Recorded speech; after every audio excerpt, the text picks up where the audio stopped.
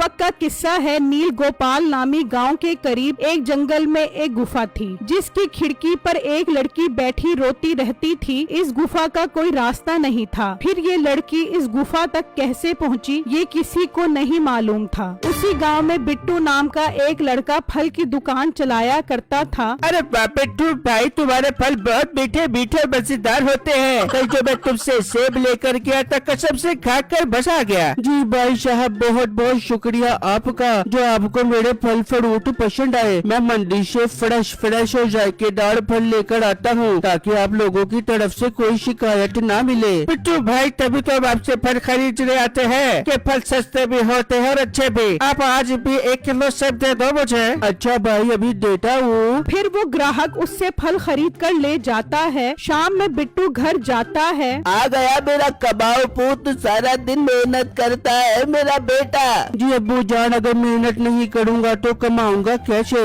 इसलिए मैं दिन रात एक करके मेहनत करता हूँ। जा मेरा बेटा अंदर जाकर आराम कर ले, बहुत थक गया होगा। फिर बिट्टू अंदर चला जाता है। उसी गांव में मीठे नाम का लड़का अपने माँ बाप और बीवी के साथ रहता था। मीठे बगारत के बच्चे, तू कोई काम करेगा क्या नहीं करेगा? अपना भी जीना मुश्किल किया हुआ है और हमारा भी। और कर अपने बेटे की ख्वाहिशें पूरी। मैं तो कहती हूँ इसे रिक्शा लेकर दो, चलाकर हमारे लिए रोटी का बंदोबस्त करेगा। बस हर वक्त इसी फिक्र में रहना कि मीठा पैसे कमाकर तुम्हारे पेट में खाना डाल दे। ओ अम्मा, ये रिक्शा चलाने वाला मशवरा तो अपने पास रख। तेरा बेटा एक दिन सुपरस्टार बनेगा, सारी दुनिया में तेरे बेटे के चर्चे होंगे। बस कर दे बेटे, इतनी लंबी लंबी न छोड़ा कर। तेरी वीडियो पे तो एक भी व्यू नहीं आता।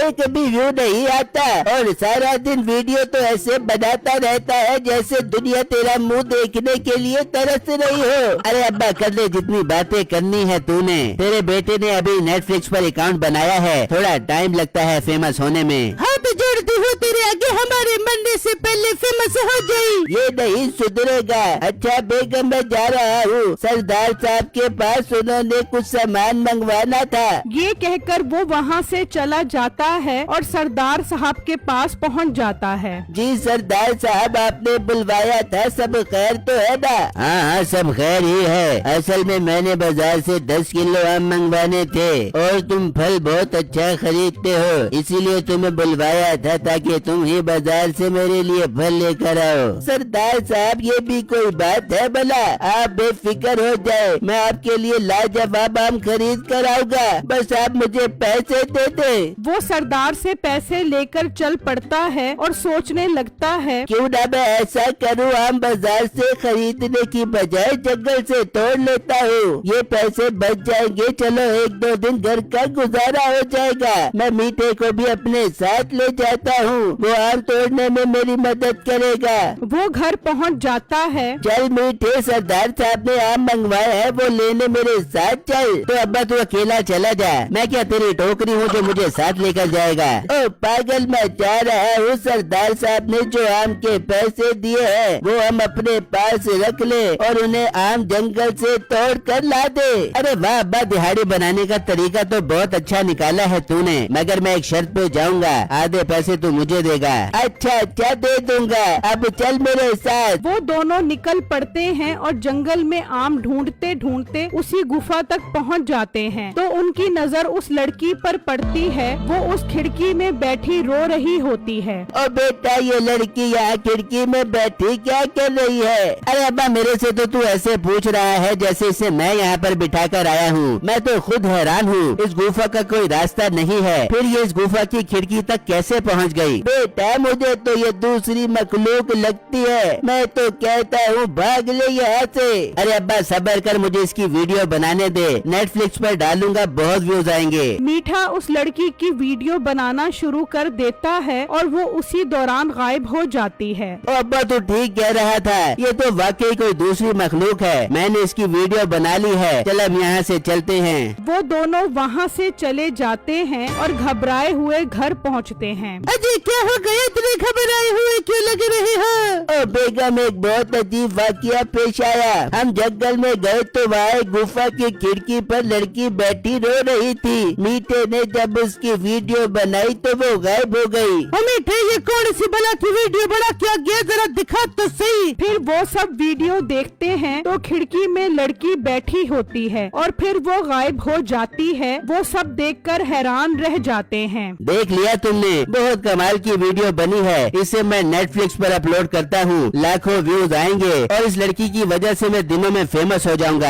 हाय मीठे कर इस वीडियो को अपलोड कर ताकि हम भी तरक्की की बुलंदियां छू के वापस आ जाए। मीठा उस वीडियो को नेटफ्लिक्स और यूट्यूब पर अपलोड कर देता है और देखते ही देखते उस पर लाखों व्यूज आ जाते हैं और वीडियो हर तरफ वायरल हो जाती है। अरे देखो ये लड़की कैसे गुफा की खिड़की पर बैठी हुई है। अरे ये तो गायब हो गई, ये कोई आम लड़की नहीं है। उस वीडियो के चर्चे हर तरफ फैल जाते हैं। हाय देखो ये लड़की कैसे गुफा की खिड़की में बैठी हुई है। हमें जान देखो वो लड़की गायब हो गई। हाँ ये तो लड़की नहीं बल्कि कोई और ही मखलूक लग रही है। वहाँ मीठे के घर वाले उसका इंटरव्यू लेने पहुँच जाते हैं। बेटे तुम्हारी प्रोफाइल पर एक बहुत ही नायाब किस्म की वीडियो अपलोड हुई है जिसने एक ही दिन में कई बिलियन व्यूज लिए हैं और वो लड़की अचानक गायब हो जाती है। आखिर वो कहाँ है लड़की? वो लड़की एक बहुत नायाब दुनिया में रहती है जिसका मेरे अलावा किसी को नहीं पता और न ही मैं किसी को उस लड़की के बारे में बताऊंगा। बेटे आपके लाखों करोड़ों व्यूवर जानना चाहते हैं और उस लड़की से लाइव मिलना चाहते हैं और वो आपको उस लड़की से मिलने की अच्छी रकम भी देंगे। मेरे व्यूज ही इतने अच्छे आ रहे हैं और मेरे पैसे बहुत अच्छे बन जाते हैं। मैं अब उस लड़की को नेटफ्लिक्स वालों से ही मिलवाऊंगा और उनसे 1 करोड़ रुपए की रकम लूंगा। अगर वो राजी होते हैं तो उन्हें मेरे पास ले आना।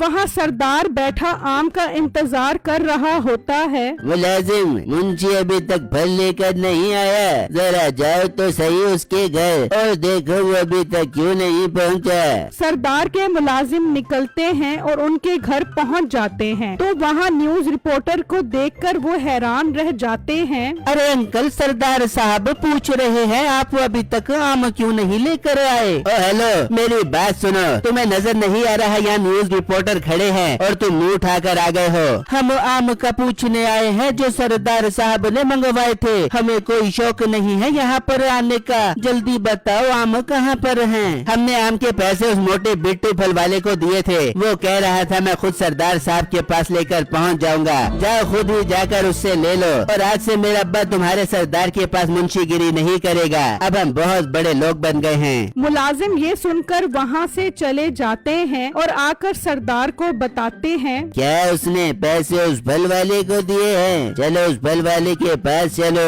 वो बिट्टू की दुकान पर पहुँच जाते हैं और उससे 5 किलो आम मांगते हैं। सरदार साहब मुझे आपका मुंशी पैसे देकर नहीं गया तो मैं आम कैसे दूं? बकवास करता है तू। सरदार साहब का मुंशी क्या झूठ बोल रहा है? हाँ झूठ बोल रहा है वो, कोई पैसे नहीं देकर गया, आप लोग जा सकते हो। लगता है इसकी नीयत खराब हो गई है, इसके सर में डंडा मार ताकि इसकी अकल ठिकाने आ जाए। मुलाजिम उसे इतनी जोर का डंडा मारता है कि वो बेहोश हो जाता है। अरे मालिक लगता है ये बेहोश हो गया है। जब तू इतनी जोर से डंडा मारेगा तो ये बेहोश ही होगा। इससे पहले कि किसी को पता लगे इसे उठा के जंगल में फेंकाओ। उसके मुलाजिम बिट्टू को उठाकर ले जाते हैं और उसी जंगल में फेंककर चले जाते हैं। शाम हो जाती है लेकिन बिट्टू घर वापस नहीं आता तो उसके घर वाले परेशान हो जाते हैं। ये बिट्टू अभी तक वापस क्यों नहीं आया? ऐसा पहले तो कभी नहीं हुआ कि बिट्टू ने इतनी देर लगाई हो। आप जाएं और जाकर दुकान पर देखें, हो सकता है आज काम ज्यादा होने की वजह से लेट हो गया हो। उसका बाप निकलता है और दुकान पर आकर देखता है कि बिट्टू वहाँ मौजूद नहीं होता। अब उसकी परेशानी में इजाफा हो जाता है और वो उल्टे पांव वापस चला जाता है। वहाँ बिट्टू को होश आता है तो वो इधर उधर देखकर डर जाता है। अरे ये तो वो मुझे इस खतरनाक जंगल में फेंक गए। हाय हाय मैं वापस कैसे जाऊंगा। बिट्टू उठकर चलने लगता है कि अचानक उसकी नजर उस गुफा की खिड़की पर पड़ती है। वो उस खिड़की पर लड़की को रोता देखकर परेशान हो जाता है। आप कौन हो और क्यों रो रही हो? वो बिट्टू की बात का जवाब नहीं देती और रोने लग जाती है। आप रो क्यों रही हो मुझे बताओ, मैं आपकी मदद करना चाहता हूँ। लेकिन उस लड़की की तरफ से कोई जवाब नहीं आता और वो गायब हो जाती है। तभी वहाँ पर एक परी आती है। तुमने क्या कहा? तुम मेरी बहन की मदद करना चाहते हो? आप कौन हो परी बाजी? जिस लड़की की तुम मदद करना चाहते हो मैं उसकी बहन हूँ और उसे जादूगर ने कैद कर लिया है और उसे कोई भी नहीं छुड़वा सकता। और अब तो लोग मेरी बहन की बेबसी का फायदा उठाकर इसकी वीडियो बनाकर पैसे भी कमा रहे हैं। इन्हें ये नहीं पता कि ये कितनी मुश्किल में है। वो जादूगर ने हर रोज इसका खून चूसती है। परी बाजी आप परेशान मत हो, मैं मदद करूँगा। आखिर कोई तो रास्ता होगा उस जादूगरनी की कैद से आजाद करवाने का। लड़की इसमें बहुत खतरा है, तुम्हारी जान पे जा सकती है। मुझे अपनी जान की कोई परवाह नहीं है, आप मुझे रास्ता बताओ, मैं अपनी पूरी जान लगा दूंगा। तो फिर सुनो, वो जादूगरनी इसी गुफा के अंदर रहती है और इस गुफा का रास्ता इस दीवार में है। मैं वो रास्ता खोल तो सकती हूँ मगर अंदर नहीं जा सकती। पर आप अंदर क्यों नहीं जा सकती? क्योंकि मैं इंसान नहीं हूँ, अंदर सिर्फ इंसान ही जा सकता है। मैं अगर अंदर गई तो फौरन अपनी बहन की तरह उसकी कैद में चली जाऊंगी। परी बाजी आप परेशान मत हो, बस गुफा का दरवाजा खोलो, बाकी सारा काम मैं करूँगा। वो परी उस गुफा का दरवाजा खोल देती है और बिट्टू उसके अंदर चला जाता है। तो वो क्या देखता है कि वहाँ पर वो जादूगरनी उस लड़की के साथ बैठी होती है। बहुत मजा आता है मुझे तेरा खून पीने का। बस एक दफा तेरी बहन पे मेरे हाथ लग जाए तो फिर मैं तुम दोनों का खून पिया करूंगी। मैंने अपनी जादुई लाठी से दरवाजे में हसार बनाया हुआ है। जैसे तेरी बहन तुझे बचाने के लिए आएगी वो फौरन मेरी कैद में आ जाएगी। आप ऐसा क्यों कर रही हैं? आप मेरा खून पी लेती हैं, यही काफी नहीं है? मैं और ताकतवर होना चाहती हूँ और ऐसा तेरी बहन का खून पीने से मुमकिन होगा। मैं भी ताकतवर हो जाऊंगी और मेरी लाठी भी जिसमें मेरी जान है। उस लड़की की नजर बिट्टू पर पड़ जाती है लेकिन वो उसे चुप करवा देता है। अच्छा तो इस जादूगरनी की ताकत इस लाठी में है, मतलब मुझे ये लाठी जलानी पड़ेगी। बिट्टू वापस बाहर आ जाता है और परी को सारी बात बता देता है तो वो खुश हो जाती है। शुक्र है हमें कोई उम्मीद तो नजर आई, मगर हम उस लाठी को जलाएंगे कैसे? परी बाजी मेरे पास एक हल है, मैं कल नींद की गोली लेकर आऊंगा और आपकी बहन को समझा दूंगा कि वो गोली अपनी खून में मिलाकर देगी और जब जादूगरनी वो खून पिएगी तो बेहोश हो जाएगी और यही टाइम होगा उसकी लाठी उठाने का। ठीक है अब तुम जाओ, मैं ये रास्ता बंद कर रही हूँ। फिर परी वो दरवाजा बंद कर देती है और बिट्टू वहाँ से चला जाता है। जब घर पहुँचता है तो उसके घर वाले परेशान खड़े उसका इंतजार कर रहे होते हैं। कहाँ चला गया था तू मेरे बेटे? बिट्टू उन्हें सारी बातें बताता है जिसे सुनकर वो सब भी हैरान हो जाते हैं। पर बेटा तू वहाँ पर मत जाई, वो जादूगरनी तुझे नुकसान भी पहुँचा सकती है। अब्बू जान मुझे अपनी जान की फिक्र नहीं है, परी और उसकी बहन बहुत मुश्किल में है, अब मैं उनकी मदद किए बगैर नहीं रह सकता। बेटा तू नेक काम कर रहा है, अल्लाह तेरी मदद करेगा। फिर जब अगला दिन निकलता है तो नेटफ्लिक्स वाले मीठे के घर पहुंच जाते हैं। हम नेटफ्लिक्स की तरफ से आए हैं, तुम्हारी उस वीडियो ने पूरी दुनिया में तहलका मचा दिया है, तुम हमें उसकी एक और वीडियो ला कर दो, हम तुम्हें 1 करोड़ रुपए देंगे। अरे वाह नेटफ्लिक्स वाले अंकल, आपने मेरा दिल ही खुश कर दिया। मैं कल वो वीडियो बना लूंगा, आप कल आकर वो वीडियो ले जाना और तुम्हें कल 1 करोड़ भी मिल जाएंगे। फिर जब रात होती है तो बिट्टू वहाँ पहुँच जाता है और उस लड़की को कहता है ये नींद की गोली है, जब मैं इसे अंदर रखूं तो तुम इसे अपने खून में मिलाकर जादूगरनी को पिला देना। तभी परी आ जाती है और वो रास्ता खोल देती है। बिट्टू अंदर चला जाता है, जादूगरनी अपने जादू में मसरूफ होती है और वो लड़की आती है और गोली उठाकर उस बर्तन में डाल देती है और वापस जाकर बैठ जाती है। चलो नी प्याला लेकर करा, मैंने तेरा खून पीना है। लड़की प्याला लेकर आती है और उसे साथ रख देती है। जादूगरनी उसके हाथ पर वार करती है और खून निकलकर उस प्याले में गिरने लग जाता है। फिर चुड़ैल जैसे ही खून पीती है तो बेहोश हो जाती है। बिट्टू आता है और उसकी लाठी उठाकर आग में डाल देता है तो साथ ही उस जादूगरनी को भी आग लग जाती है और गार रोशन हो जाता है। मुझे अंदर की रोशनी बता रही है कि जादूगरनी का काम तमाम हो गया है। तभी बिट्टू और वो लड़की बाहर आ जाते हैं। मेरी बहन तुम आजाद हो गई, मैं आज बहुत खुश हूँ। ये सब उस लड़के की वजह से हुआ है जिसने जादूगरनी को मार कर मुझे और तुम्हें उसके चुंगल से बचा लिया है। बहन तुम्हें पता है तुम नेटफ्लिक्स पर बहुत फेमस हो गई हो, पूरी दुनिया तुम्हें जानती है। हाँ, एक लड़का आया था, वो मेरी वीडियो बनाकर ले गया और मुझे बहुत दुख हुआ कि मैं इतनी मुश्किल में थी और उसको पैसे कमाने की फिक्र लगी हुई थी। हाँ, कुछ लोग होते हैं जिन्हें लोगों की परेशानी से कोई गर्ज नहीं होता, बस पैसे कमाना ही उनके लिए सब कुछ होता है। अच्छा बिट्टू, तुम्हारा बहुत शुक्रिया जो तुमने हमारी मदद की। अब हम जा रहे हैं, तुम्हें जब भी हमारी जरूरत पड़े बस परी कहकर आवाज देना, हम आ जाएंगी। ये कहकर वो दोनों वहाँ से चली जाती हैं और बिट्टू भी घर आ जाता है। फिर जब अगला दिन निकलता है तो मीठा खुशी खुशी मोबाइल लेकर जंगल की तरफ निकल जाता है, लेकिन जब वो वहाँ पहुँचता है तो गुफा का दरवाजा खुला होता है और उसकी खिड़की पर कोई लड़की नहीं बैठी होती। वो गुफा के अंदर चला जाता है, वहाँ देखता है कि लड़की का नामो निशान नहीं होता। वो समझ जाता है कि अब वो लड़की यहाँ से आजाद होकर चली गई है और वो मुंह लटकाए वापस आ जाता है। और जब वो घर पहुँचता है तो नेटफ्लिक्स वाले उसका इंतजार कर रहे होते हैं। आओ लड़की, वीडियो बनाकर आ गए हो उस लड़की की? अरे नहीं नेटफ्लिक्स वाले अंकल, वो लड़की तो वहाँ मौजूद ही नहीं है। ये तुम क्या कह रहे हो? उसकी वीडियो नेटफ्लिक्स पर ट्रेंड में है, हमें उस लड़की की वीडियो हर सूरत में चाहिए।